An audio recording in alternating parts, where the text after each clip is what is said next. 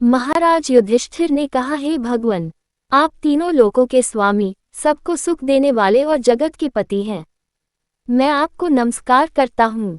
हे देव, आप सबके हितैषी हैं, अतः मेरे संशय को दूर कर मुझे बताए कि मार्गशीर्ष एकादशी का क्या नाम है। उस दिन कौन से देवता का पूजन किया जाता है और उसकी क्या विधि है, कृपया मुझे बताएं। भक्तवत्सल भगवान श्री कृष्ण कहने लगे कि धर्मराज, तुमने बड़ा ही उत्तम प्रश्न किया है। इसके सुनने से तुम्हारा यश संसार में फैलेगा। मार्गशीर्ष शुक्ल एकादशी अनेक पापों को नष्ट करने वाली है। इसका नाम मोक्षदा एकादशी है। इस दिन दामोदर भगवान की धूप दीप नैवेद्य आदि से भक्तिपूर्वक पूजा करनी चाहिए। अब इस विषय में मैं एक पुराणों की कथा कहता हूँ। गोकुल नाम के नगर में वैखानस नामक राजा राज्य करता था। उसके राज्य में चारों वेदों के ज्ञाता ब्राह्मण रहते थे। वह राजा अपनी प्रजा का पुत्रवत पालन करता था। एक बार रात्रि में राजा ने एक स्वप्न देखा कि उसके पिता नरक में हैं। उसे बड़ा आश्चर्य हुआ। प्रातः वह विद्वान ब्राह्मणों के पास गया और अपना स्वप्न सुनाया। कहा, मैंने अपने पिता को नरक में कष्ट उठाते देखा है। उन्होंने मुझसे कहा कि हे पुत्र, मैं नरक में पड़ा हूँ, यहाँ से तुम मुझे मुक्त कराओ।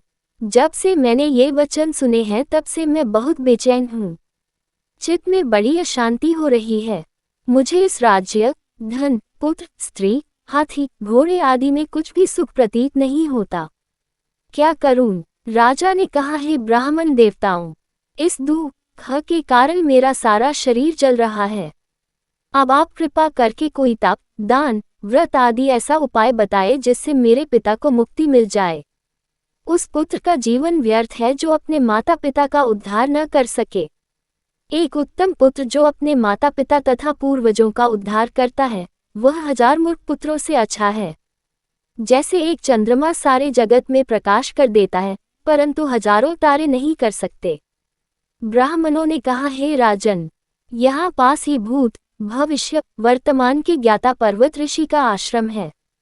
आपकी समस्या का हल वे जरूर करेंगे। ऐसा सुनकर राजा मुनि के आश्रम पर गया।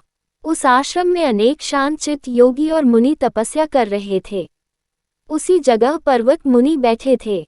राजा ने मुनि को साष्टांग दंडवत किया। मुनि ने राजा से सांगोपांग कुशल पूछी। राजा ने कहा कि महाराज, आपकी कृपा से मेरे राज्य में सब कुशल हैं, लेकिन अकस्मात मेरे जति में अत्यंत अशांति होने लगी है। ऐसा सुनकर पर्वत मुनि ने आंखें बंद की और भूत विचारने लगे।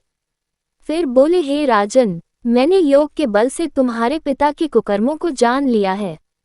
उन्होंने पूर्व जन्म में कामातुर होकर एक पत्नी को रति दी, किंतु सौत के कहने पर दूसरे पत्नी को ऋतुदान मांगने पर भी नहीं दिया।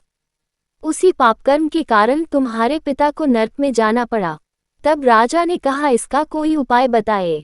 मुनि बोले, हे राजन, आप मार्गशीर्ष एकादशी का उपवास करें और उस उपवास के पुण्य को अपने पिता को संकल्प कर दें। इसके प्रभाव से आपके पिता की अवश्य नरक से मुक्ति होगी। मुनि के ये वचन सुनकर राजा महल में आया और मुनि के कहने अनुसार कुटुंब सहित मोक्षदा एकादशी का व्रत किया। इसके उपवास का पुण्य उसने पिता को अर्पण कर दिया। इसके प्रभाव से उसके पिता को मुक्ति मिल गई और स्वर्ग में जाते हुए वे पुत्र से कहने लगे, हे पुत्र, तेरा कल्याण हो। ये कहकर स्वर्ग चले गए। मार्गशीर्ष मास की शुक्ल पक्ष की मोक्षदा एकादशी का जो व्रत करते हैं, उनके समस्त पाप नष्ट हो जाते हैं। इस व्रत से बढ़कर मोक्ष देने वाला और कोई व्रत नहीं है। इस कथा को पढ़ने या सुनने से वायप्य यज्ञ का फल मिलता है।